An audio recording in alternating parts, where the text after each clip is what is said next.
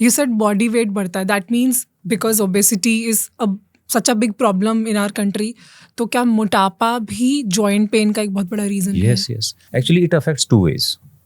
One तो definitely कि हमारे नी जॉइंट एक पर्टिकुलर वेट के लिए बने हैं और हमारा वेट अगर डबल ट्रिपल हो जाता है तो naturally it will be overloaded. That is a simple logic. But the biggest logic is कि हमारे अगर आप इंडियन स्ट्रक्चर को देखें बॉडी को तो हमारा फैट मैक्सिमम होता है ट्रंक, एब्डोमेन एंड हिप्स. तो उसमें क्या होता है कि हमारा पेल्विस आगे की तरफ रोटेट कर जाता है. तो पेल्विस जैसे ही रोटेट करेगा आपकी हैमस्ट्रिंग मसल्स होती हैं. Everyone understands back of the thigh there are 4 hamstring muscles. They get tighter. मैं आपको मॉडल के साथ थोड़ा समझाता हूँ. This is our knee model. This is thigh bone, we call it femur. Okay. This is tibia, that is leg bone. Okay. This is the knee joint. Correct? This is the inner side and this is the outer side. Okay. We call it medial and this is lateral. 3 hamstrings attach on medial side and 1 attaches on lateral side. तो जैसे ही हमारे hamstring tight होगा तो you can understand pressure will be more on the inner side. Of course. Right. और आप कभी भी देखिए knee pain पहली बार on the inside of the knee start होता है because the pressure is almost 3 times more than the lateral side. 95% of our arthritis patient complain of medial side. This is the reason. So obesity contributes to it by tightening the hamstrings, by changing your center of gravity and by changing the rotation of the pelvis. And that obviously means if you reduce your body weight, Yes. you will see instant improvement. Yes. Even 5 kg of reduction will reduce almost 50% of your early joint pain. Just 5 kgs? Just 5 kgs. To 50% of Up to reduction. 50%. That's a huge Yes. difference that we get to see. और क्या reasons होते हैं जिसकी वजह से joint pain बढ़ता है? Are there more reasons? जो मिसकंसेप्शन एक सोसाइटी में ना फिटनेस का, आजकल अच्छी बात है कि बच्चे फिटनेस की तरफ ध्यान दे रहे हैं. That's great, but they don't know what is fitness. For them fitness is good biceps. Just a good bulging biceps is not fitness. What is fitness? Fitness according is to you? Cardiopulmonary fitness. मेरे पास बच्चे आते हैं जो gym करते हैं, सब करते हैं, बट जब मैं उनसे पूछता हूँ ना can you run 5 kilometres, they can't.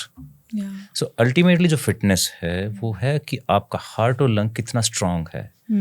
So running is the best exercise अगर आप कर सकते हैं. अगर आप थोड़ा सा एल्डरली हैं, ब्रिस्क वॉकिंग कर सकते हैं.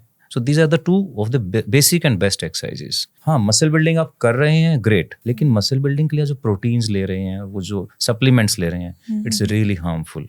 Why do you think supplements are harmful for joints? उनका जो क्वालिटी है ना, that is not properly regulated. जो मॉनिटर होना चाहिए ना कि उनकी क्वालिटी में what are the contents, they are not properly regulated. और वो जो फैट है ना, बहुत सारा प्रोटीन लेने का, it overloads your kidneys. But don't you think Indians की जो डाइट है, डाइटरी हैबिट्स हैं, उसमें प्रोटीन अदरवाइज बहुत ज्यादा लैक करता है. Yes. तो प्रोटीन भी तो कहीं ना कहीं से लेना ही है.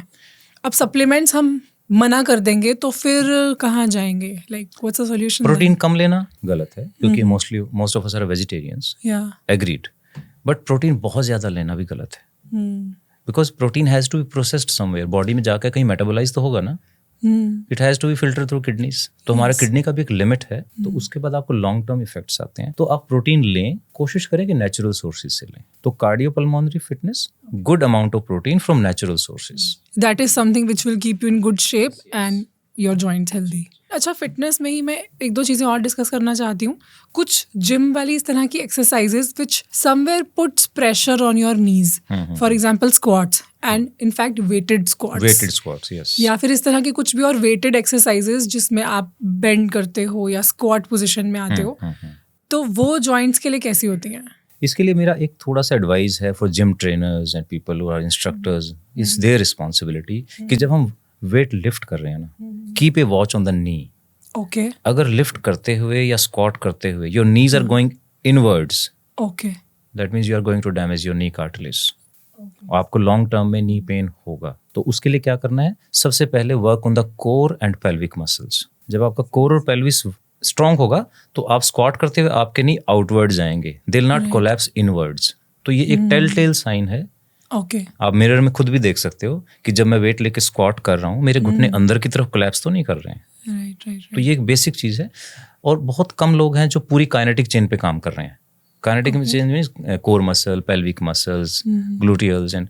तो हमें पूरी काइनेटिक चेन को डेवलप करना है. तो ये थोड़ा सा हमें ध्यान रखना है. Which is why warm-ups and little bit of mobility, stretching is important so that आपकी पहले बॉडी उस फॉर्म में आ जाए so that it can actually go for that exercise. So अगर वेटेड स्क्वाट्स करने हैं तो कोई प्रॉब्लम नहीं है, but make sure the form is correct. Yes. एक चीज़ मैं जो बताना चाहूँगा कि जैसे आप जिम में ट्रेन करते हैं तो वीक में सेम एक्सरसाइज 2 कॉन्जिक्यूटिव डेज पे मत करें. Okay. Activate different groups on different days. उससे क्या होगा कि प्रीवियस डे वाली मसल्स को रिकवर करने का टाइम मिलता है. And keep a day of. Passionate होते हैं बच्चे, बहुत करते हैं, करना चाहिए. तो आप रनिंग करते हैं या जिम करते हैं तो आपको डिफरेंट मसल ग्रुप्स को एक्टिवेट करना है. डोंट ओवरलोड देम, अदरवाइज वो इंजरी होता रहेगा, उसको हीलिंग का टाइम नहीं मिलेगा and ultimately you will start having chronic pain. और अगर किसी को ऑलरेडी पेन है, should they immediately stop doing exercises or going to the gym, or they should continue but with precautions? Pain है तो जो पहली गलती हम सब करते हैं ना वो है कि हम होम रेमेडीज पे चले जाते हैं. गूगल से देख के हमने ट्रीटमेंट कर लिया. And the sequence should be कि पहले आप कंसल्टेंट से मिलें, स्पेशलिस्ट से मिलें, देन ही विल डायरेक्ट कि फिजियोथेरेपी कैसे करना है, प्रिकॉशंस क्या लेना है और क्या मेडिसिन लेना है. We start from the other way. हम पहले मेडिसिन लेते हैं, फिर फिजियोथेरेपिस्ट के पास जाते हैं. जब पेन ठीक नहीं होता है फिर हम डॉक्टर्स कंसल्ट करते हैं. तो तब तक क्या होता है, डिजीज बहुत बढ़ जाती है. डॉक्टर के पास क्यों नहीं जाना चाहते लोग? लोगों को डर लगता है कि जाते हैं तो MRI बता देंगे, हो सकता है कोई ऐसी डिजीज बता दें कि मेरा कोई ट्रीटमेंट शुरू हो जाए. तो ऐसा नहीं सोचना चाहिए. इट्स बेटर कि हम अर्ली स्टेज पे डिजीज को डायग्नोज करें, उसका प्रॉपर ट्रीटमेंट करें. I think people are maybe they are not ready to accept that something is wrong. वो ऐसा होता है कि नहीं कुछ नहीं है ऐसे ही ठीक हो जाएगा, ये गर्म पट्टी बांध लो ठीक हो जाएगा, ये गोली खा लो ठीक हो जाएगा, ये कर लो ठीक हो जाएगा. सो वो they try to avoid the doctor visit because doctor, the word, the term doctor and hospital is perceived as there is a problem. ये नहीं सोचते कि you can actually prevent the problem at the right time by going to an expert and getting the right advice. Thank you so much for watching this clip. ये clip एक पूरी conversation का बस एक छोटा सा हिस्सा था. I am sure कि पूरा podcast सुनकर आपको और भी बहुत सी नई information मिलेगी. अगर आप इस पूरे podcast को सुनना चाहते हैं तो उसका link description में है.